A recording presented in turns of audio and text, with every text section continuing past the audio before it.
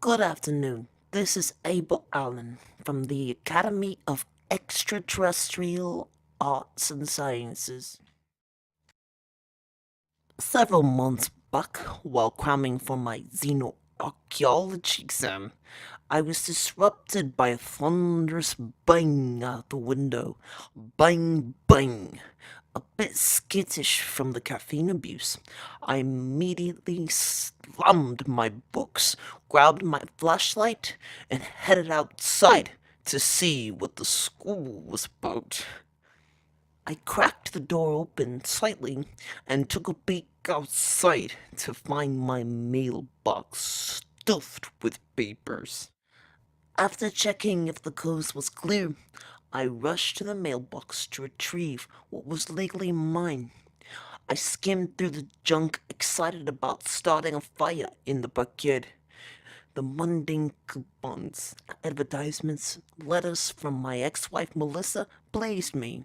Sadly, there was one letter I could not burn, and that is the one I'll be sharing with you today. This was from someone who was truly inspired by my work and wished me all the luck on my ambitions. Howdy, old friend. It's your buddy Jim from Canyon Valley High School. Remember me? I'm deeply sorry about our last exchange. It truly is a grave regret of mine. Anyway, the reason I am writing you is on account of an extraordinary experience I had. As far as I can see, the government is hiding information, making it unthinkable for someone like me to understand what happened, which is why I have to turn to alpha males like you for the truth. The world is lost because of all this tight knit security. The zombies want to stay zombies and remain trapped in the fairy tale, sheepified matrix reality. Can you believe that most folks out there are still this ignorant? Fortunately, for the good of humanity, we have people like you, buddy. Sigh. I was one of these people. I was so foolish. I let my skepticism get in the way of our friendship. Maybe I was also a little jealous too, being that you were accepted into a private school for extraterrestrial science. When you told me about all the different species, races of aliens and plant life on other planets, I swear, I thought you were seriously loony. I'm not gonna lie. The truth is, it was I who was in the dark, and it wasn't until Friday afternoon that I snapped out of my coma. My story begins on a beautiful sunny day in Snowflake, Arizona. I was in my pickup truck delivering some lawn care to Mr. and Mrs. Thompson over the hillside. Feeling a bit pumped for beer, I had the radio blasting.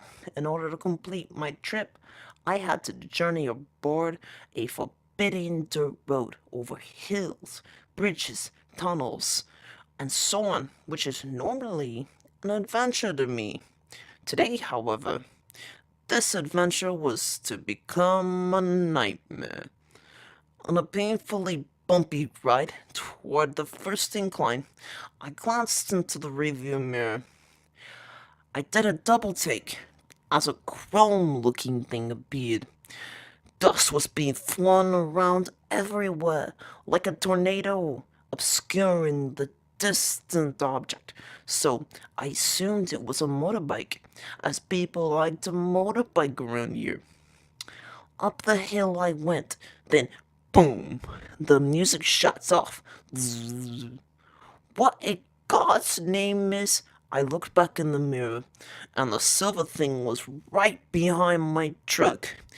Bang, bang, clank.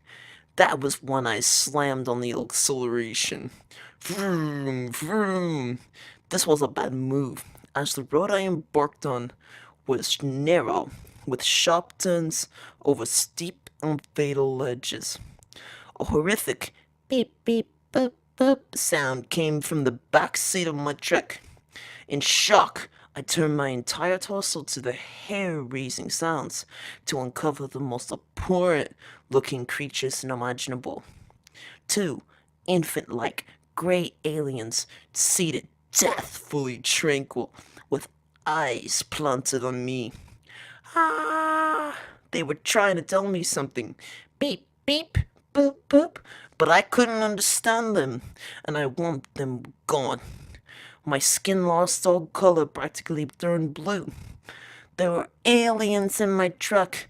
Get 'em out! Get 'em out! Beep, beep, beep, beep, they replied. After driving like a maniac, I could finally see the destination. A small, humble community home. I want to go home. Help! Help! I turned around, and the little midget gray aliens had vanished. I looked back into the trusty review mirror to see the ship ascending over my cab. I slammed on my brakes and jumped out of my car to witness the spectacle. The cowardly spaceship just flew into the sky and hid like a moth. After I gathered my composure, I headed into town and tested my story on the locals. Some believed me, some didn't. No matter who I spoke to, no one had the answers. That is why I write to you. What did I experience out there? What were these creatures? What were they trying to tell me? Sincerely, Jim.